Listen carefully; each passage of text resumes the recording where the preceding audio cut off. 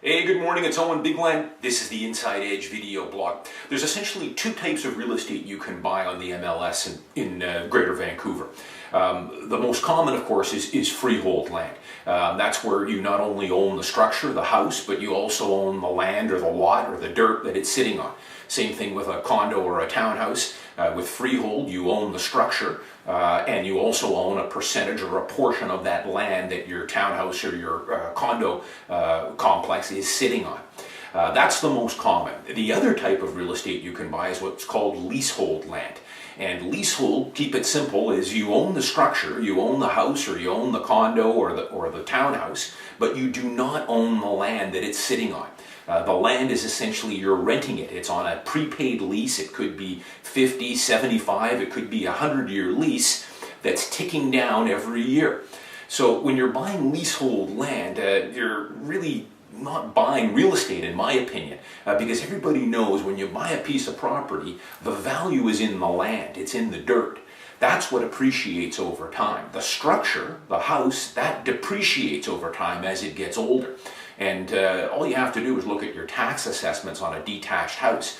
In a typical East Vancouver home or West Richmond home, the land might be worth $1 million and the structure or the house that's sitting on it is worth $110,000.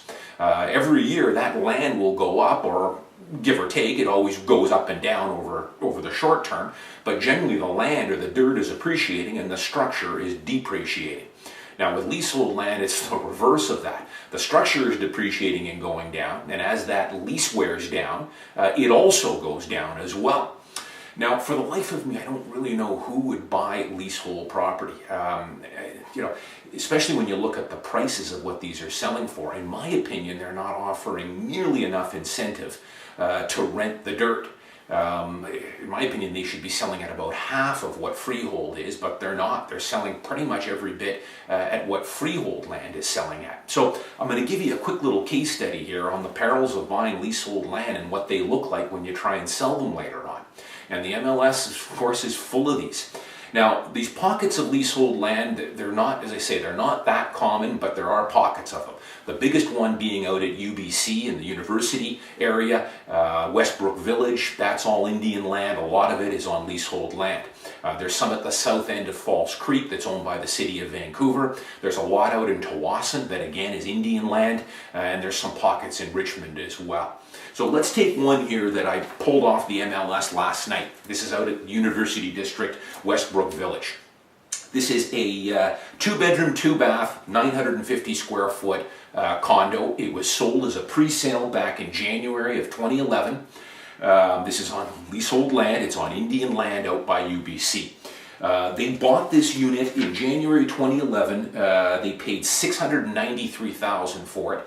Plus they had GST and their property transfer tax. So we'll call it $740,000 all in. Lived in the unit for 3 years, and then they listed it in January of 2014, so just over a year ago. Listed it at $828,000, so they were hoping to make a little bit of money on it, but it just wasn't going to be.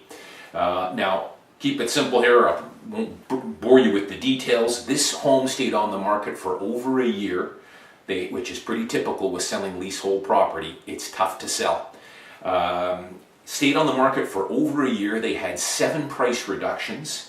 This home finally sold in January 2015, so last month.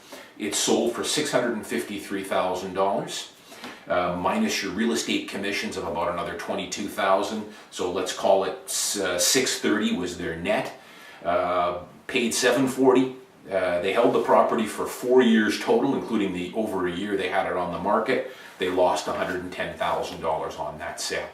And that's typical with leasehold property. Leasehold land, you don't own the dirt. That's where the value is. You're paying pretty much price per square foot on this was $750 a square foot. You could buy for not much more than that freehold land in Kitsilano for $800 a square foot, no problem. But that's what it looks like. It took over a year to sell it. and these people ended up losing about $110,000. So be very careful with leasehold land. Sometimes I wonder if people who are buying it really know what they're getting. I'm not too sure. These are my personal opinions on it. Every now and again I'll get a client that sends me a listing and says, hey, this looks pretty good, let's take a look at it. I'll do a little research, and it turns out it's on leasehold land. I will politely decline and say I'm not going to show it to you. I've never sold leasehold land, I've never bought it, and I've never listed it. I just won't get involved in it because I don't believe in it. Real estate is about buying the lot. It's about buying the dirt. That's where the appreciation comes in.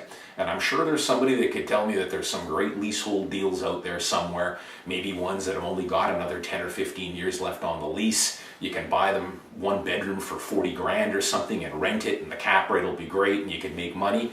I'm sure there's some of those deals out there, but personally I would not go near leasehold property. I won't sell it. The odd time every year or so I'll get a call from someone who wants me to list a leasehold property, and I will politely decline. I just don't believe in it, and for that reason I won't market it and try and sell it. I'm Owen Bigland. As always, thanks for watching. I got houses to sell. I'll see you next time.